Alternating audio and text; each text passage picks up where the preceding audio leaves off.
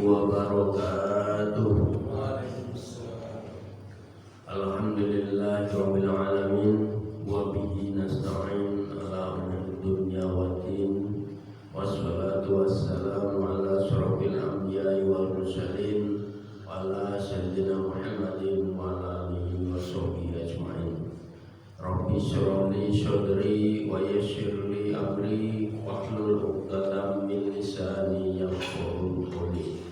Subhanaka la ilma lana illa ma 'allamtana innaka antal alimul hakim. Alhamdulillahirabbil alamin. Bapak-bapak jamaah salat subuh Masjid Al-Madinah yang insyaallah dirahmati Allah. Pertama-tama dan yang paling utama, marilah kita selalu panjatkan puja dan puji syukur kehadirat Allah Subhanahu wa taala yang mana sampai pada pagi hari ini kita masih dilimpahkan beribu-ribu nikmat oleh Allah Subhanahu wa taala yang kita tidak mungkin bisa menghitungnya. Di antaranya kita masih dilimpahkan nikmat iman, nikmat Islam, nikmat kesehatan dan juga nikmat kesempatan sehingga pada pagi hari ini kita masih bisa bersama-sama melaksanakan sholat subuh berjamaah di Masjid Al-Madinah yang kita cintai ini.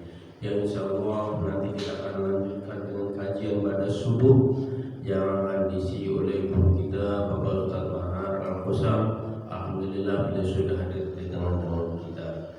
Mudah-mudahan apa yang sudah kita lakukan dan apa yang sedang kita lakukan merupakan bentuk wujud syukur kita kepada Allah Subhanahu wa taala, sehingga dengan rasa syukur itu Allah akan selalu menambah dan menambah nikmatnya kepada kita sekalian. Amin ya Allah ya rabbal alamin. Bapak-bapak jamaah salat subuh Masjid Al-Madinah yang dirahmati Allah, dan untuk pada pagi hari ini Ustaz Manar akan memberikan tausiah nanti sampai pada waktu subuh. Dan seperti biasa di akhir sesi ada tanya jawab. Barangkali bapak-bapak ada yang ingin menambahkan atau ingin bertanya, dipersilakan di sesi tanya jawab nanti. Baiklah, untuk memulai acara pada pagi hari ini, mari kita baca basmalah secara bersama-sama. Bismillahirrahmanirrahim. Baik, untuk mempersingkat waktu kepada Bapak Ustaz Mahar Al-Qusam kami persilakan.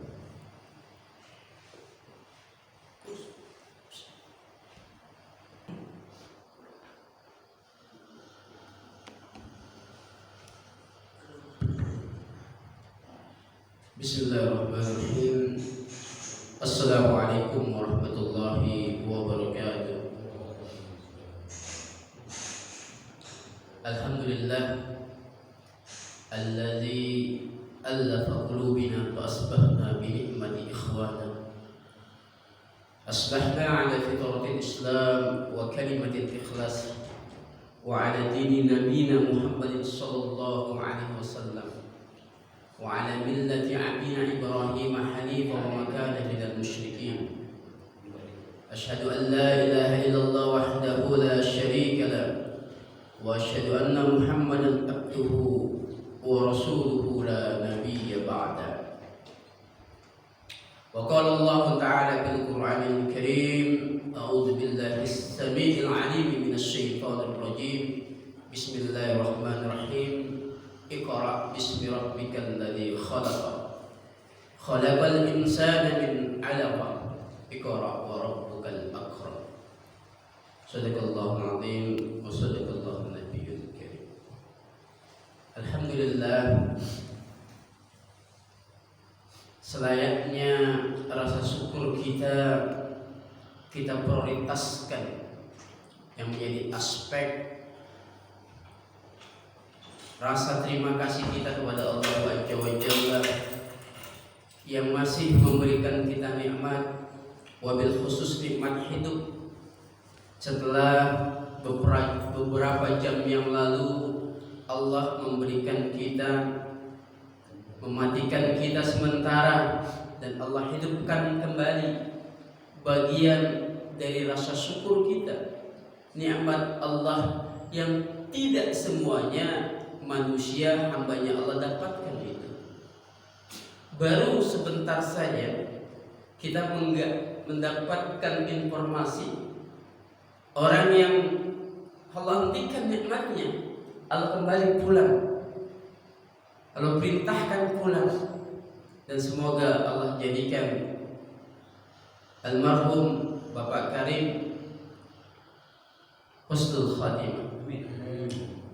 Salawat beriring salam selalu tercurah kepada junjungan kita Nabi besar Muhammad sallallahu alaihi wasallam, seorang pemuda yang membawa peradaban mulia, mulai dari manusia di peradaban yang tidak mengenal Tuhannya, hingga risalah dakwah Nabi Muhammad sallallahu alaihi wasallam memperkenalkan kita kepada Rabb kita yang sesungguhnya, baginda Nabi besar Muhammad sallallahu alaihi wasallam.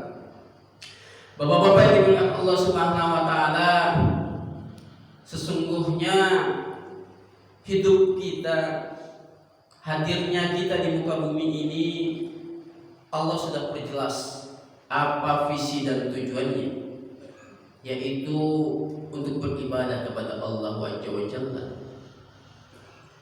Bahkan visi kita pun seragam ketika aktivitas kita di dunia.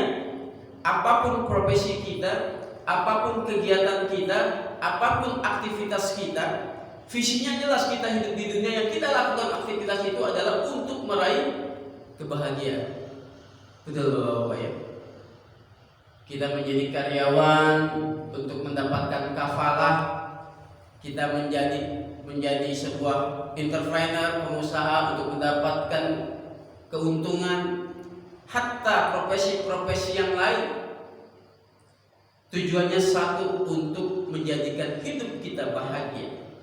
Oleh karena itu, adilnya Allah Subhanahu wa taala, Allah tidak meletakkan kebahagiaan itu di profesi kita, di jabatan kita, ataupun di status sosial kita. Adilnya Allah Subhanahu wa taala menaruh kebahagiaan itu ada pada hati manusia, hamba Allah Subhanahu wa taala. Jadi orang yang bahagia itu enggak butuh kaya. Orang yang bahagia itu enggak butuh jabatan, enggak perlu jabatan. Tetapi ketika Allah letakkan kebahagiaan itu pada hati manusia, maka semua manusia punya hati.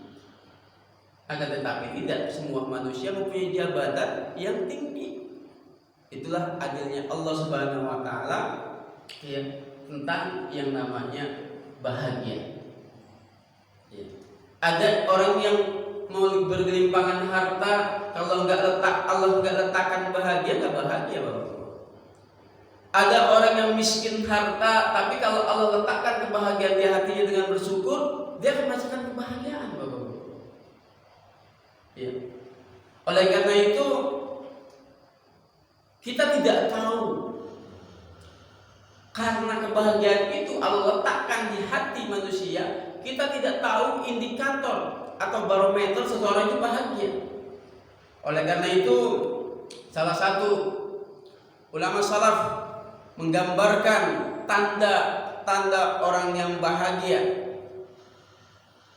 Satu tanda orang yang bahagia adalah Allah mudahkan untuk taat dan menjalankan ibadah kepada Allah Subhanahu wa taala.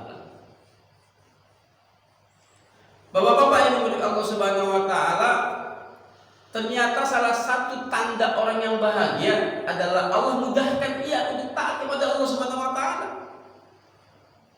Itu bahagia itu. Tanda orang yang bahagia. Kenapa? Karena enggak semuanya Allah berikan. Ya. Orang-orang yang mudah dalam ketaatan kepada Allah Subhanahu wa taala.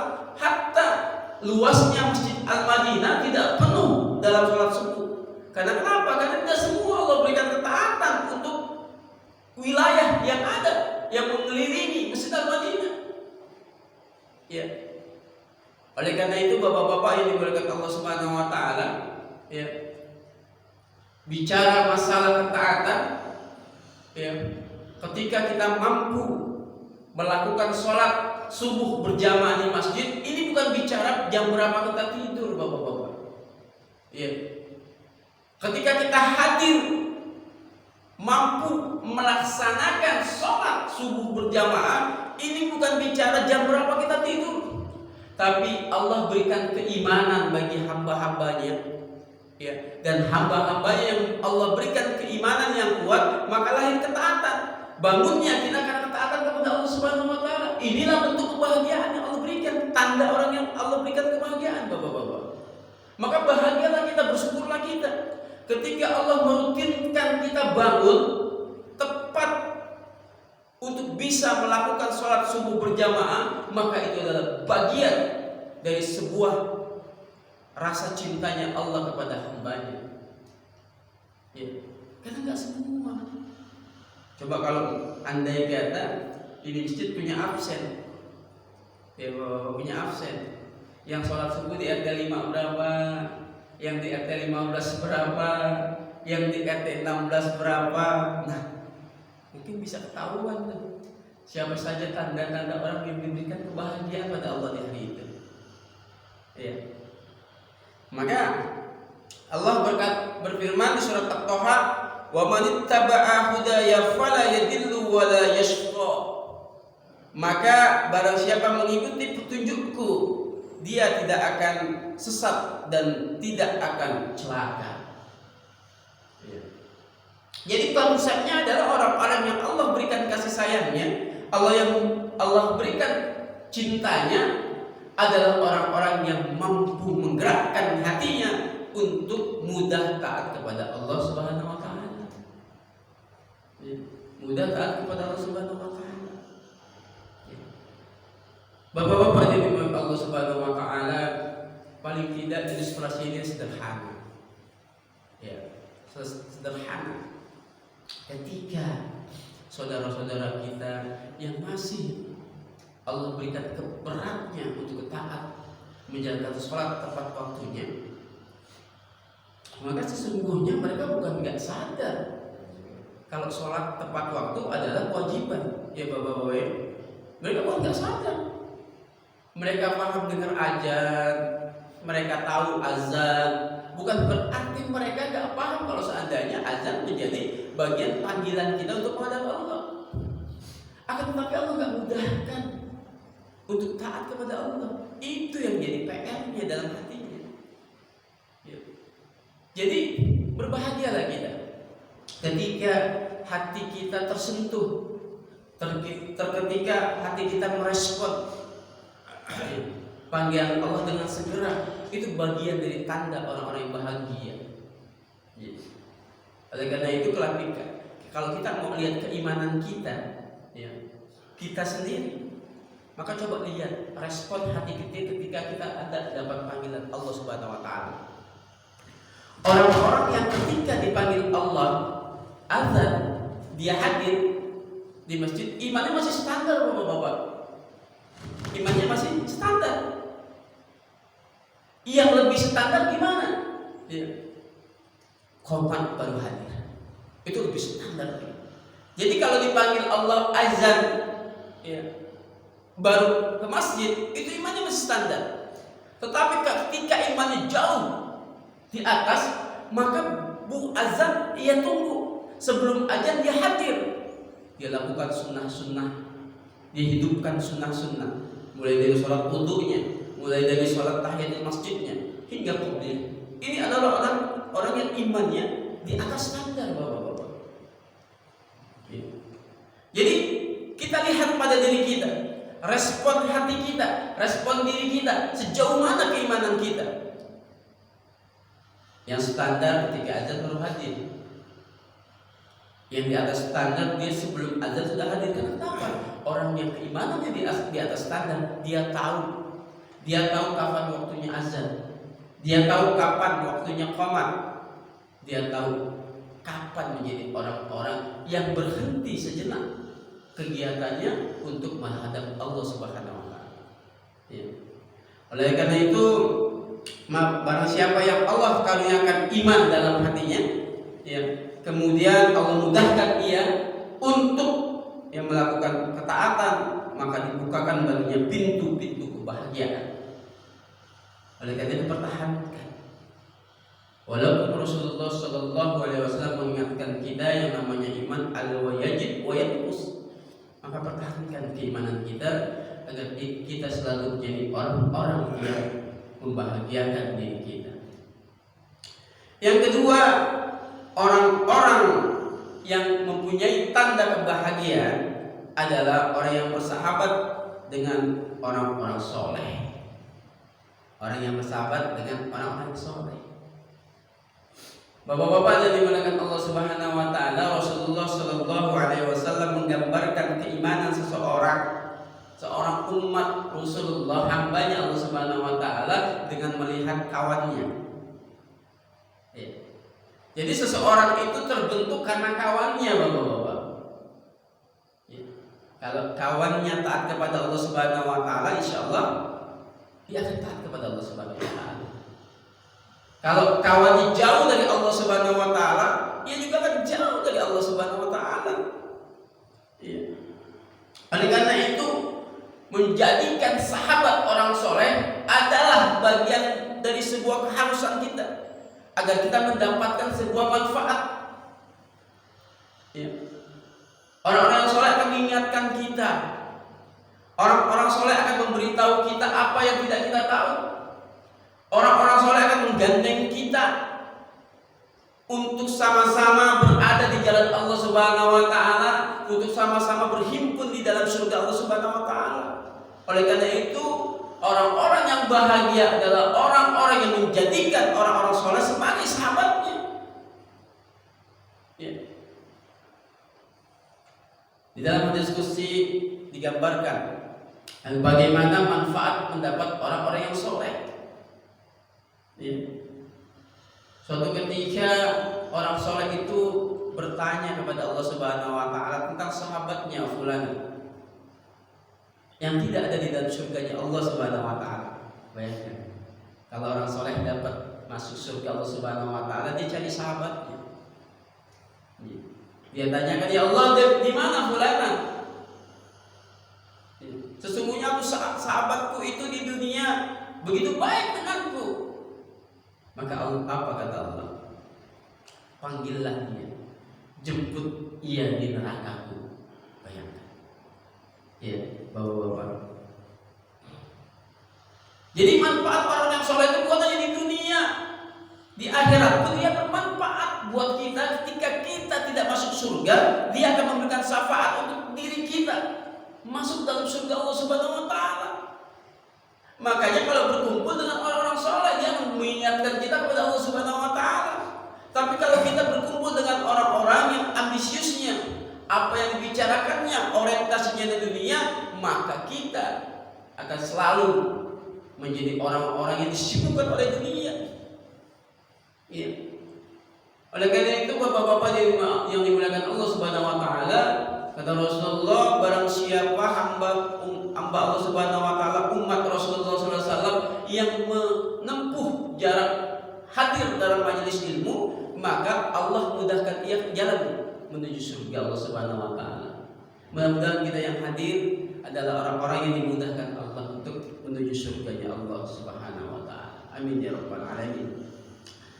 Allah Subhanahu wa taala di surat Al-Kahfi berfirman, "Wasbir nafsaka ma'al ladzina yad'una rabbahum bil qadar wa 'ashyi yuriduna wajha wa la tafdu 'ainaka anhum yuriduna rabbika wal jannati dunya." Dan bersabarlah engkau Muhammad bersama orang-orang yang menyeru Tuhannya pada pagi, siang dan sore hari dengan mengharap keridhaannya, dan janganlah kalian kedua matamu berpaling dan mereka mengharapkan perhiasan kehidupan dunia. Jelas di bawah. Di ayat ini Allah katakan, ya, Nabi Muhammad yang dalam kondisi begitu parah, diserang oleh kaum Quraisy, difitnah oleh kaum Quraisy, dia bersama dengan orang-orang yang bersama-sama mempercayainya menjadi Rasul, yang meyakinkan jalan Allah Subhanahu wa taala. Allah perintahkan, Allah ingatkan, ya Muhammad, jangan berpaling dari mereka. Kita Ketika kehidupan kita begitu sulit, ketika kehidupan kita menemukan ujian, ketika kehidupan kita takdir kita tidak sesuai dengan keinginan kita, maka jangan tinggalkan orang-orang yang soleh, karena ia akan mengingatkan kita untuk tidak bersuuzon kepada Allah Azza wa Jalla. Ia akan mengingatkan kita apa yang menjadi bagian dari takdir Allah adalah bagian dari yang terbaik. Coba kalau seandainya kita tidak bergaul dengan orang-orang yang soleh, sedikit kesulitan kita pasti orientasinya adalah kita putus asa. Ketika kita tak mampu menemukan solusi apa yang menjadi permasalahan kita, ya, dan kita tidak bergaul dengan orang-orang soleh, maka yang terjadi adalah kita selalu bersuuzon dengan Allah Subhanahu wa Ta'ala.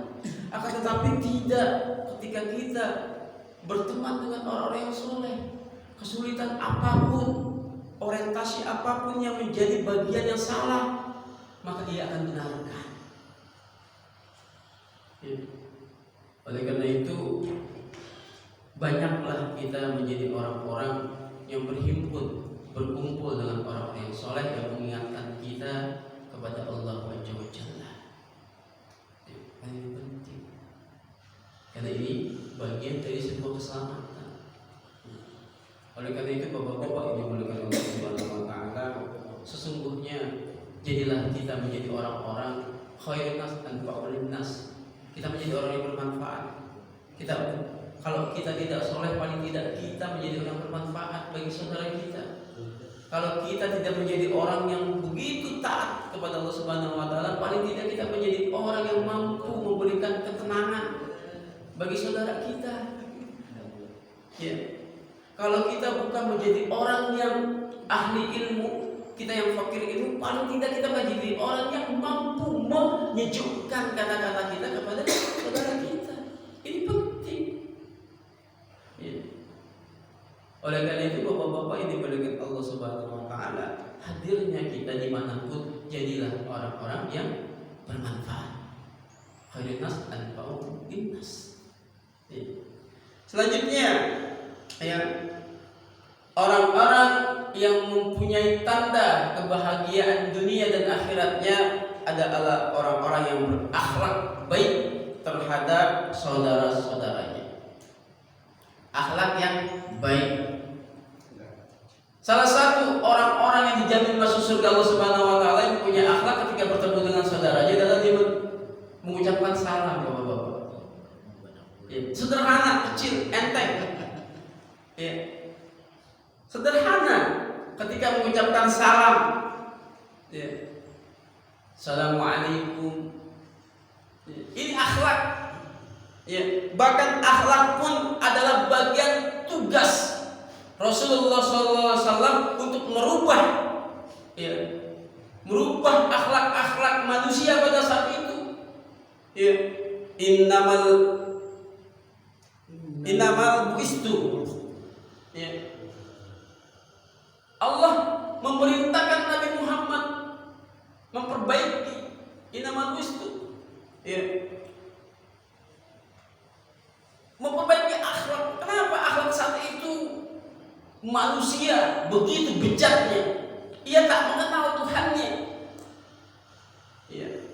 Hatta ia menzolimi saudaranya, hatta ia mampu merampas apa yang menjadi keinginannya, hatta ia tak mampu menjadi manusia yang memberikan ketenangan dan kedamaian bagi saudaranya. Inilah akhlak yang zaman dulu yang Allah perintahkan dirubah, dan Allah mengutus Nabi Muhammad SAW untuk merubah akhlak. Oleh karena itu, tanda orang-orang yang bahagia dunia dan akhiratnya adalah orang yang punya akhlak yang baik. Ya, salah satunya tadi aktualisasinya bertemu dengan saudaranya dengan mengucapkan salam. Ya. Mengucapkan salam itu bagian dari orang yang mudahkan masuk surganya Allah Subhanahu wa Ta'ala. Ya. Akhlak yang baik. Ya. Bagaimana Allah Subhanahu wa Ta'ala, ya, memberikan kisah-kisah sebuah akhlak-akhlak yang begitu indah, di mana Rasulullah SAW salah satunya adalah tidak menginginkan saudaranya untuk berdiri ketika dia hadir. Bagaimana saudara-saudaranya mengedepankan saudaranya lain adalah akhlak. Bahkan akhlak ya, yang terbaik, yang puncaknya ukhuwah Islamiyah seorang muslim adalah takaful. Ini akhlak. Ya, ba'duhum awliya ba'din. Ia merasakan, ia merindukan, ia peka terhadap saudaranya. Ini akhlak. Peka dalam arti apa? Saudaranya bahagia, dia akan bahagia, bukan iri. Saudaranya kesulitan, dia kesulitan, dia ingin segera menjadi orang-orang yang menolongnya, bukan mensyukurinya dan membiarkannya. Ini akhlak. Saudara kanan kirinya kelaparan bukan berarti dia gak tahu. Ini akhlak. Hatta akhlaknya seorang yang beriman kepada Allah Subhanahu wa taala adalah ia mampu mendamaikan saudaranya yang sedang bertikai. Ini akhlak. Bahkan ketika Islam itu menjadi mediator untuk menyatukan saudara kita yang bertikai, bagian dari akhlak. Ya. Oleh karena itu Bapak-bapak yang dimaksud Allah Subhanahu wa taala, akhlak menjadi sebuah amalan yang kelak begitu besar timbangan kelak ketika kita bertemu Allah Azza wa Jalla. Jangan menjadi orang yang troublemaker. Saudaranya gak nyaman dengan kehadiran kita. Jangan diri kita menjadi orang yang tidak membuat nyaman saudara kita karena tingkah dan akhlak kita yang tidak sesuai dengan al-Islam. Orang yang berperangkat baik atau berakhlak baik selalu disukai banyak orang. Ya. Dengan begitu ia akan bahagia karena ia sebagaimana banyak orang yang menjadi bahagia karena kehadirannya. Itu menjadi muhasabah buat diri kita dan bapak-bapak. Kalau ada orang yang meninggalkan sebuah tempat duduknya karena kehadiran kita, bisa jadi kita menjadi orang yang harus mengevaluasi diri. Karena bisa jadi ada hati yang tergores dan ada saudara kita yang tidak nyaman ketika ada kita. Ya. Sebaliknya perangkat yang buruk hanya mendatangkan atau akhlak yang buruk hanya mendatangkan malapetaka. Ya. Akhlaknya seperti apa? Bagaimana ketika berbicara santun, tidak menyakiti saudaranya, ketika dia bersikap santun, tidak menyinggung saudaranya, wabil khusus lisannya. Ya bapak-bapak, lisan. Ini yang kadang-kadang ya gestur kita biasa-biasa saja, tapi kadang-kadang lisan kita membahayakan. Ya. Banyak orang yang sakit hati bukan karena sikap, tapi kadang-kadang banyaknya saudara-saudara kita sakit hati ya dengan lisan kita. Ya. Makanya kata Rasulullah ya, sebaik-baiknya kita kalau kita tidak mau, tidak bisa mengeluarkan kata-kata yang baik, ya, maka lebih baik kita diam. Orang yang banyak bicara maka banyak salahnya. Orang yang banyak salahnya maka banyak dosanya. Ya, makanya kesempatan ini saya banyak bicara, bisa jadi saya banyak dosanya dan banyak salahnya. Ya. Semoga Allah Subhanahu wa taala mengampuni dalam hal. Bapak-bapak dan Allah Subhanahu wa taala, selanjutnya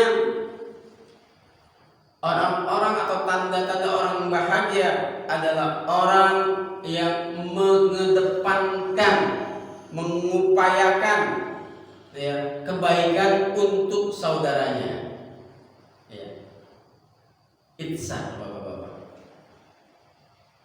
Ya, ihsan apa bapak-bapak ihsan? Oh, pada kusuk semua. Ihsan itu adalah mendahulukan kepentingan saudaranya daripada dirinya. Nah, sudahkah kita seperti itu? Ihsan, ketika saudara kita membutuhkan membutuhkan pertolongan kita, ya, dan kita juga mempunyai kepentingan tersebut, ya, disunahkan oleh Rasulullah SAW, kita mendahulukan saudara kita. Ala kulli hal, ada suatu ketika, ya, para tabi'in pada saat itu ia ingin menunaikan rukun Islam yang kelima, pergi haji. Ia mengumpulkan uang bertahun-tahun. Ya. Ia mengumpulkan uang bertahun-tahun. Tiba saatnya ia akan berangkat naik haji dengan apa yang ia miliki, apa yang ia usahakan, apa yang ia tabung saat itu. Alhamdulillah, Allah Subhanahu wa taala menguji tetangganya dengan tetangganya yang sedang sakit dan membutuhkan banyak biaya untuk pengobatannya. Ya. Dan maka salah satu tanda orang-orang yang bahagia adalah orang-orang yang ihsan, dia mengedepankan kepentingan orang lain. Apa yang ia lakukan? Ia urungkan naik hajinya dan dananya, uangnya ia peruntukkan bagi tetangganya yang sakit. Masya Allah. Masya Allah. Bertahun-tahun dia impikan, lama sekali dia kumpulkan, ya, sekian tahun dia usahakan keinginan untuk menuju Baitullah, maka Allah takdirkan terhenti. Kenapa? Ia mengedepankan kepentingan, kesusahan saudaranya. Ya. Bayangkan, bagaimana dengan kita? Ya. Apakah kita sudah menjadi orang-orang yang ihsan? Ya. Orang-orang yang mengedepankan kepentingan. Ya. Bahkan kadang-kadang kita agak lebay ketika tetangganya bangun rumah saja, ya, dan batunya jatuh, ya, jatuh ke atap kita, dan atap kita bolong jadi berantem. Ya, padahal bisa bicara baik-baik. Ya. Bagaimana ihsan kita? Bagaimana kita mau bahagia? Kalau sedikit saja kita tercolek, ya, emosi kita kedepankan. Ya. Mengingat dalam hal itu ada salah satu ulama besar, Hasan Al-Bisri. Ya. Hasan Al-Bisri ini punya tetangga, ya, bukan seorang muslim. Tiap pagi ba'da subuh setelah zikir dan tilawah ia menyapu halamannya. Dan tetangga non muslim itu selalu melihat setiap pagi Imam Hasan Al-Bisri itu menyapu halamannya. Suatu ketika Imam Al-Bisri tidak terlihat tampak di pagi hari untuk menyapu halamannya. Dan seorang non muslim ini melihat di mana Imam Al-Bisri. Sampai tetangga yang non muslim itu bersilaturahim ke rumah Hasan Al-Bisri. Dia lihat ternyata Hasan Al-Bisri sedang mengalami sakit. Di dalam kondisi dia yang sakit, dia melihat ada tetesan air di atap rumah Hasan Al-Bisri, dan ia lihat bahwasanya air itu dari rumahnya, ya, sampai membolongkan atap dari rumah Imam Hasan Al-Bisri. Dia tanya, sudah berapa lama ini wahai saudaraku? Sekian tahun. Ya. Sampai atapnya bolong, sampai kalau hujan kebanjiran. Ya. Dia nggak tegur, kenapa nggak tegur aku ya wahai saudaraku? Aku menjaga keharmonisan dalam bertetangga. Sampai non muslim itu, tetangga yang non muslim itu bersyahadat karena begitu baik akhlaknya dari seorang Hasan Al-Bisri. Bayangkan bapak-bapak, ya, ihsannya seorang Hasan Al-Bisri. Ya. Bayangkan itu. Coba kalau kita, coba kalau umat yang sekarang, umat Islam yang sekarang, knalpot berisik saja itu jadi berantem itu. Ya, knalpot racing aja udah berantem gitu. Ketok-ketok di siang hari aja udah berantem. Ya. Beda ketika kita menjadi orang-orang yang ihsan, kita kita mementingkan kepentingan saudara kita. Ya, beda. Ya. Oleh karena itu bapak-bapak yang dimuliakan Allah Subhanahu wa taala, ya, jadilah orang-orang yang selalu berlapang dada. Ini penting loh. Alam nashrah laka sadrak. Orang-orang yang berlapang dada adalah orang-orang yang Allah mudahkan melahirkan ketaatan, Allah berikan keimanan. Makanya Rasul dan para sahabat Allah berikan kelapangan dadanya. Agar apa? Agar Allah berikan kemampuan, kesabaran, ketaatan kepada Allah Azza wa Jalla. Ya. Dan itu bapak-bapak sering-seringlah membaca surat Al-Insyirah. Alam nashrah laka sadrak. Biar apa? Biar Allah selalu lapangkan hati kita. Kalau sudah lapang, Allah berikan mudah keimanan buat diri kita. Kalau Allah berikan keimanan itu, Allah lahirkan ketaatan buat diri kita. Oleh karena itu salah satu ciri orang-orang yang dirahmati Allah Subhanahu wa taala di surat At-Taubah ayat 71 adalah orang-orang yang ba'duhum awliya'u ba'din. Orang-orang yang saling menolong, kaum muslim dan muslim yang saling tolong menolong. Ya. Oleh karena itu mudah-mudahan ya kita menjadi orang-orang yang ihsan. Kita tahu tetangga kita yang susah di kanan, kiri, depan, belakang, menjadi sebuah kepekaan kita. Agar apa? Agar kita menjadi orang-orang yang selalu mendapat kebahagiaan dari Allah Subhanahu wa taala. Agar kita tahu menjadi orang-orang yang bagaimana bersyukur pada Allah Subhanahu wa taala. Bisa jadi bapak-bapak ya, yang kaya Allah titipkan. Allah titipkan rezeki orang lain buat terhadap dirinya untuk disampaikan kepada orang lain. Bisa jadi yang kaya Allah uji dengan bagaimana rasa syukurnya. Oleh karena itu yang kaya tidak perlu memamerkan kekayaannya, tidak perlu mengecilkan orang yang di bawahnya, karena semua adalah amanahnya. Jadilah orang kaya yang diberkahi Allah Subhanahu wa taala, menjadi orang yang menjadi malaikat yang diturunkan wasilah yang Allah jadikan untuk menolong orang yang miskin. Yang miskin juga nggak perlu sedih. Bisa jadi Allah Subhanahu wa taala menjaga diri kita agar apa? Lah nanti di padang mahsyar, nanti pada saat Allah Subhanahu wa taala menghisab diri kita nggak kelamaan, Pak. Ya. Jadi yang kaya nggak sombong, yang miskin nggak pinter. Ya. Oleh karena itu ihsan, mementingkan kepentingan orang lain menjadi sebuah akhlak tanda orang-orang yang dibahagiakan Allah Subhanahu wa taala. Selanjutnya yang tak jadi tanda-tanda kebahagiaan orang-orang yang beriman adalah peka terhadap kondisi umat Islam. Peka terhadap kondisi umat Islam. Innamal mu'minuna ikhwah. Sesungguhnya kita bersaudara. Kalau ada yang bilang jauh-jauh banget ke Palestina, pekanya ke Palestina yang dekat juga banyak, ini bukan bicara masalah kita tidak membantu, bukan kita pilih-pilih, tapi ini bagian dari kepekaan kita terhadap seorang muslim, terhadap saudaranya. Ya.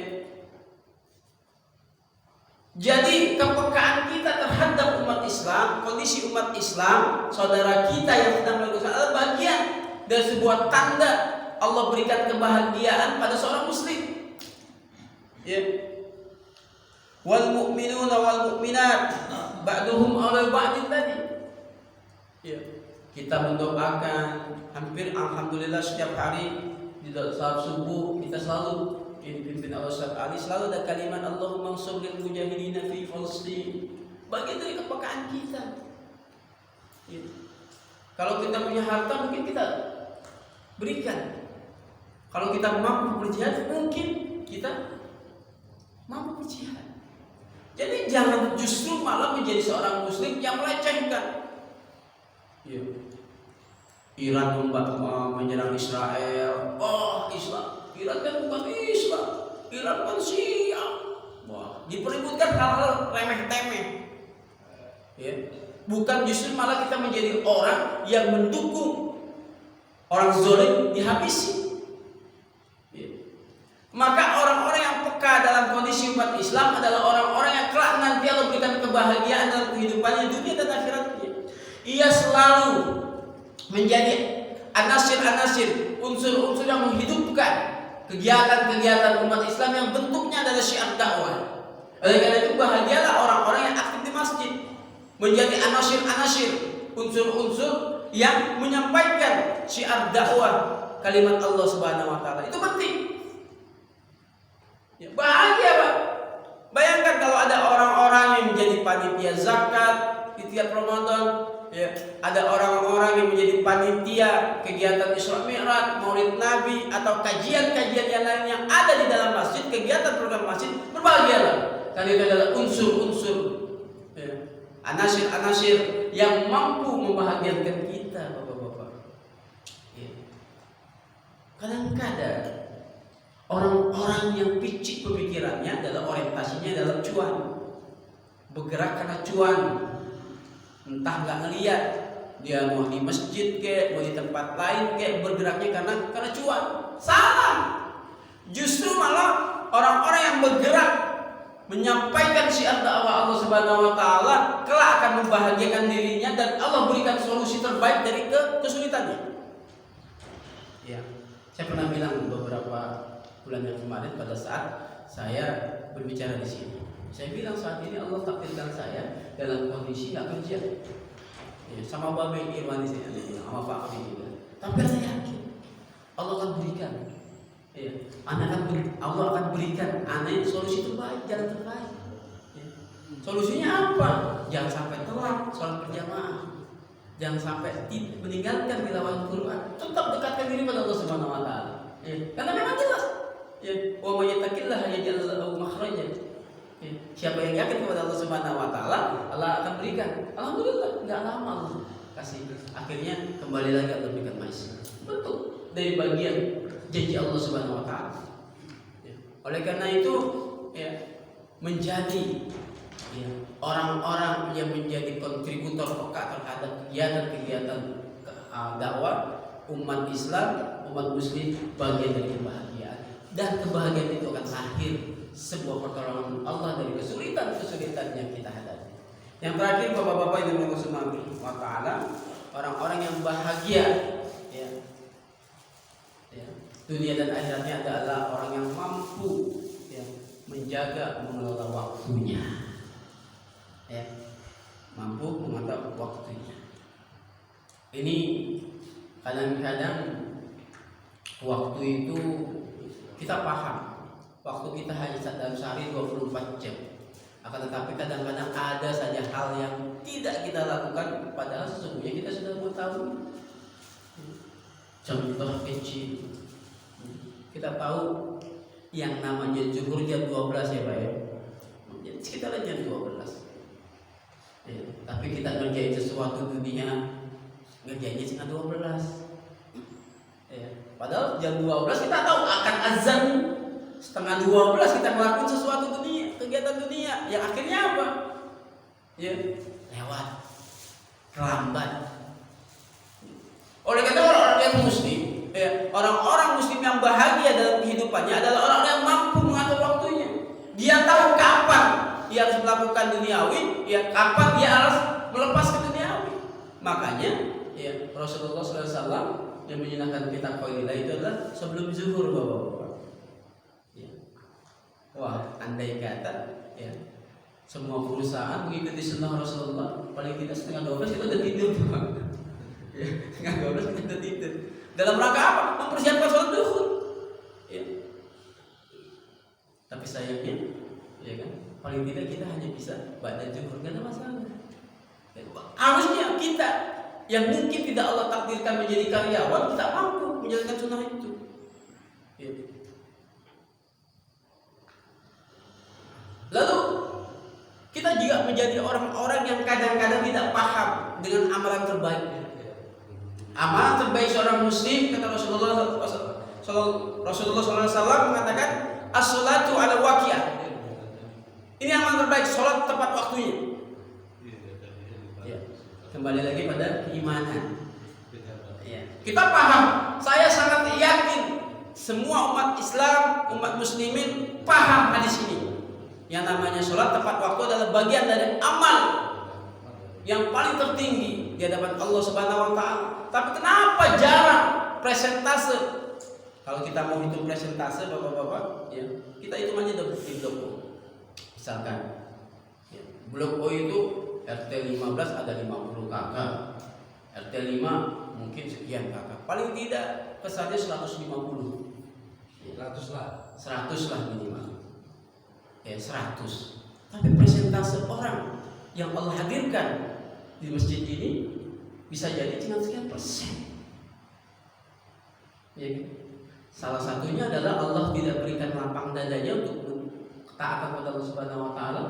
Ya, hidayah yang Allah berikan juga bisa jadi ia tidak mengelola waktunya untuk bisa menjadi umat-umat Rasulullah yang terbaik buat dirinya. Oleh karena itu, jadikanlah diri kita orang-orang yang mampu memanage waktu.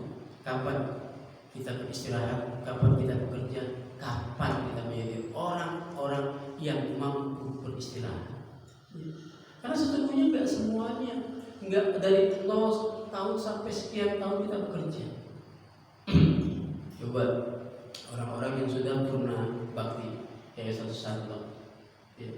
Beliau dari sekian tahun beliau bermaisa, beliau tahu ya, saat ini Allah berikan kesenggangan waktu ya, untuk bermanfaat dirinya, manfaat buat lingkungannya, keluarganya dan sebagainya. Beliau diri kita. Kalau kita nggak selamanya muda Bapak-bapak ya. Kalau muda kita nggak mau beribadah, memaksimalkan ibadah kita, kadang Allah tidak memberikan kesempatan kita tua. Keinginan kita ingin beribadah, tetapi kemampuan kita nggak ada. Itu hati-hati. Kalau di saat ini kita muda, ya berikan peluang, maksimalkan ibadah kita. Karena apa? Kemauan ada, kemampuan ada. Allah berikan kesehatan. Tapi ketika kita tua bisa jadi Allah berikan kita keinginan untuk beribadah yang maksimal, tetapi kemampuan kita nggak ada karena faktor kesehatan bisa jadi. Ya. Ini lagi ini sebuah muhasabah buat diri kita tentang waktu. Muhasabah yang muda ya. Iya. Tapi insya Allah saat masih maksimal. Dan itulah waktu bapak-bapak muhasabah diri kita. Ya. Oleh karena itu, ketika Allah berikan kesehatan, maksimalkan kita, maksimalkan diri kita itu beribadah kepada Allah. Ya, maksimalkan diri kita untuk menjadi hamba-hamba terbaik Allah Subhanahu wa taala, untuk menjadi orang yang totalitas beribadah kepada Allah. Ya. Makanya mari sama-sama kita menjadi orang-orang yang menghimpun, menjadikan kita orang-orang yang menjalankan sunnah Rasulullah SAW hingga kelak nanti ya, kita menjadi orang-orang yang sudah selesai waktunya ngontrak di dunia ini. Ya. Tapi warnanya totalitas. Totalitas, alhamdulillah. Totalitas. Sekali lagi bapak-bapak juga Allah Subhanahu wa taala, kita di dunia ini adalah orang-orang yang ngontrak. Bisa jadi rumah kita adalah saat ini rumah sendiri, tetapi di dunia ini adalah kita yang ngontrak. Akhirat rumah sendiri. Di rumah, di akhirat insyaallah rumah sendiri. Amin. Mudah-mudahan surga kita adalah rumah kita kelak nanti ketika kita ada Allah Subhanahu wa taala. Jadi bapak-bapak dimuliakan Allah Subhanahu wa taala, kejarlah dunia, ya, silakan. Akan tetapi jadikan dunia adalah value akhirat. Ya. Cinta dengan akhirat bukan berarti kita meninggalkan dunia, tetapi bagaimana aktivitas dunia kita menjadi value akhirat. Kita kejar harta kita kejar menjadi orang yang kaya. Kekayaan kita untuk bersyukur kepada Allah Subhanahu wa taala, menjadi orang yang anasyir membantu orang lain, menjadikan dana kita berjihad dalam Allah Subhanahu wa taala. Alhamdulillah, itu saja mungkin Bapak